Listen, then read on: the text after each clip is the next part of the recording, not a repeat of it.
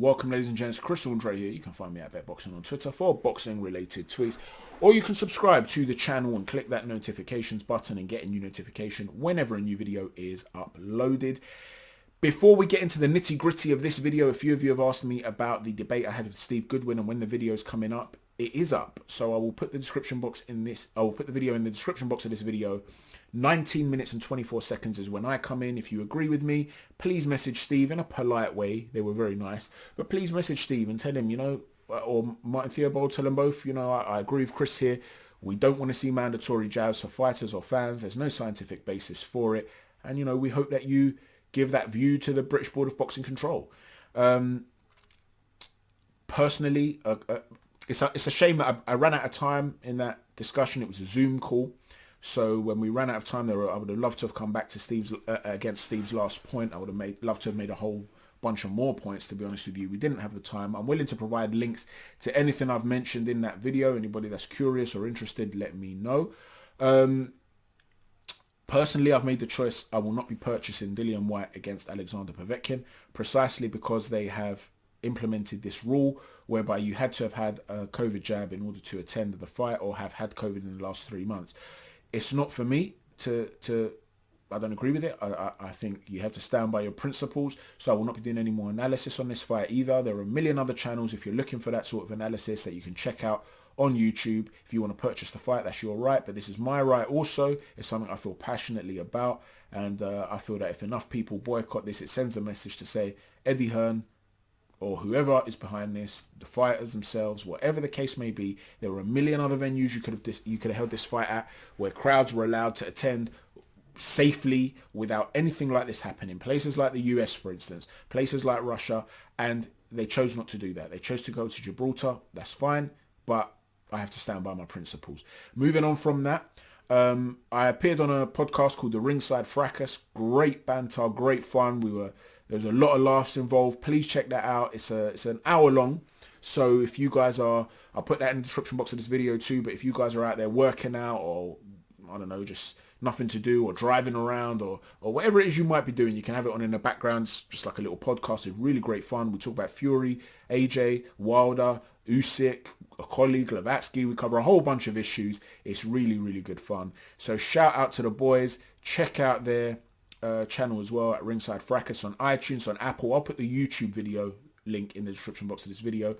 Give their video a like and write a comment too and help their channel grow. Moving on from that, there's one final thing I'll mention, a little update. There's a Twitter account, a guy that has followed the channel for a very long time. Remel, REMEL _boxer. Ryan Lugondio is what he calls himself. He's a really nice guy. I've been supporting the channel for a long time and we've been chatting for a while, and he's good friends with a fighter called Jack Hughes at _Jack_H. And Jack messaged me. I assume he saw the channel through Ryan Armo, Ryan of course, and he basically said, look, if you're ever going to interview any fighters, I'd love to come on the show. I'm a fan of the show. I like it, and so on and so forth. I don't really do interviews here. I explained that to him. I've never done it before. But what I thought I'd do is I had a bit of an idea to shake things up a little bit. There's no point in a regular standard interview. People have seen a million interviews where fighters are asked the same questions, when are you out next? How's camp going? And things like that. Instead, what I thought I'd do is shape it in a different way, because there's another Twitter account at Independent 786. His name's Mo. He asked me on the night of the fight after a colleague Glavatsky about the way to overcome a significant reach advantage if you're in there against a fighter. And I started to give him sort of a technical breakdown, and it made me realize, look, which I'll cover in another video. I'm going to do another video straight after this discussing this.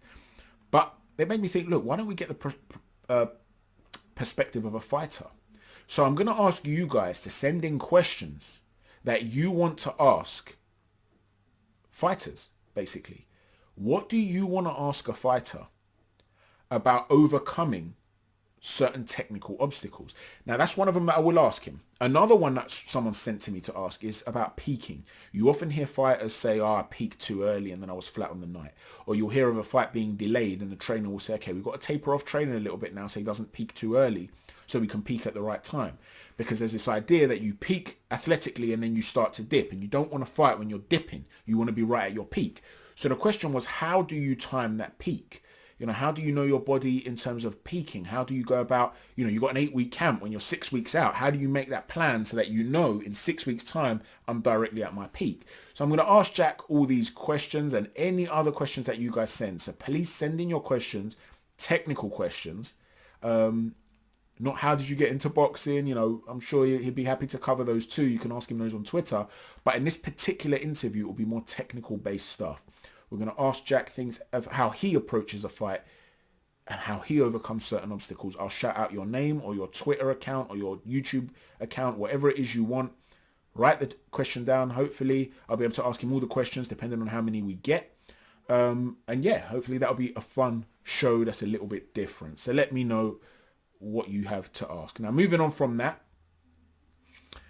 let's talk about Anthony Joshua and Tyson Fury. After this, we will talk about Lawrence Okolie in another video and Glavatsky. When it comes to Tyson Fury and Anthony Joshua, there's been a bit of a hold up, as everybody knows, and the rumours are that it's to do with the venue. So let's discuss why this could possibly be. Let's say it's not a duck and it's a genuine block when it comes to the venue, a stumbling block. What could be the potential issues? Well, I've been thinking about this, and I can think of a few. First and foremost, Saudi Arabia is considered to be the front runner. Now, one of the reasons Tyson Fury might be a little bit concerned about making it in Saudi is that Anthony Joshua has close ties to Saudi Arabia. That's where he fought Andy Ruiz in the second fight. He's said to have good ties with some powerful people out there. Is it possible that he's concerned about getting a fair shake over there? He's concerned about potential influence with judges and stuff like that. Is that one of the issues? By the same token, is the reason it's not happening in the United States the same reason? Tyson Fury has fought his last 3 fights there now. He's got Top Rank behind him. I know Eddie Hearn's out there with DAZN as well, but Top Rank are long established in the US. Tyson Fury has become a lot more established there. Are they concerned, the AJ camp that is, with the reputation of Fury in the US in comparison to AJ? And again, they're worried about things like judging and getting a fair shake. There's also talk about an Asian country. They didn't mention what it was, but the rumours online have been, well, what Eddie said is that it's not Macau, but it's not too far away. And the rumours have been online that it's potentially China, Shanghai. Now, I've got a feeling the PR teams of the two fighters are in overdrive about this potential, and they will not necessarily be advising that this happens in China. Let's talk about why. First and foremost, let's look at who Anthony Joshua and Tyson Fury are. AJ is very, very proud of his African heritage. He's got an African tattoo somewhere on his body, and a tattoo of Africa somewhere on his body. I'm sure there's many of you out there, the ladies for sure, I bet a few of you guys as well out there that have studied Anthony Joshua's body in depth, and you'll know exactly where these tattoos are. But yeah, he's got somewhere, right? He's got a tattoo of Africa on his body, and he's very proud of his African heritage. Now, because of that, it's obviously something that means a lot to him. African culture, African people, he's proud of it.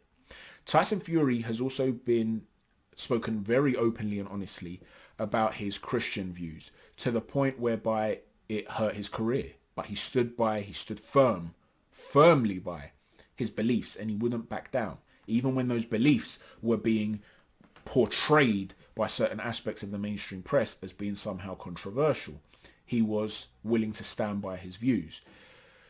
Anthony Joshua has also been photographed in a mosque, and on his knees, I believe he was praying. So, and Nigeria has a massive Muslim community, of course. So when you look at these three groups, Christians, Muslims, and Black Africans, they're groups that mean a lot to these fighters, or at least they purport that they mean a lot to them.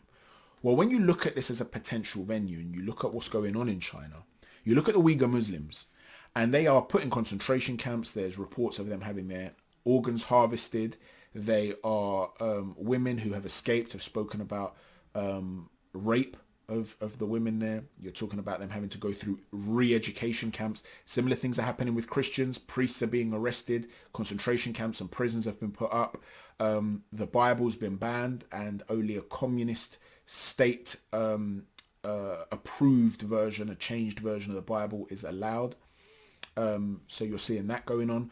When COVID first broke out, Christians as well as black Africans were being blamed for the spread of the disease.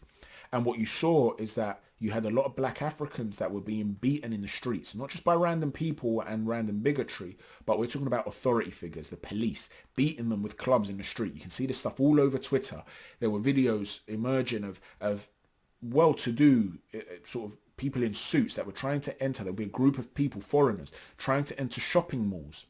And there would be, say, 5, 6 of them. And the one black person, the one African person wouldn't be allowed in. You'd have police officers there and security officials not letting them in because of this idea that the blacks were carrying COVID. This is what was happening in China, and the ethnic minorities over there and these religious minorities are being persecuted in the most heinous way.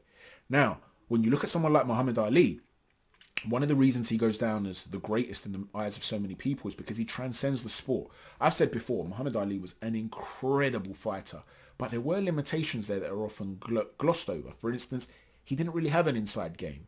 He always wanted to be on the back foot or stay in mid-range and sort of a long range, just in range, and exchange with fluid counter punches where he's just leaning back.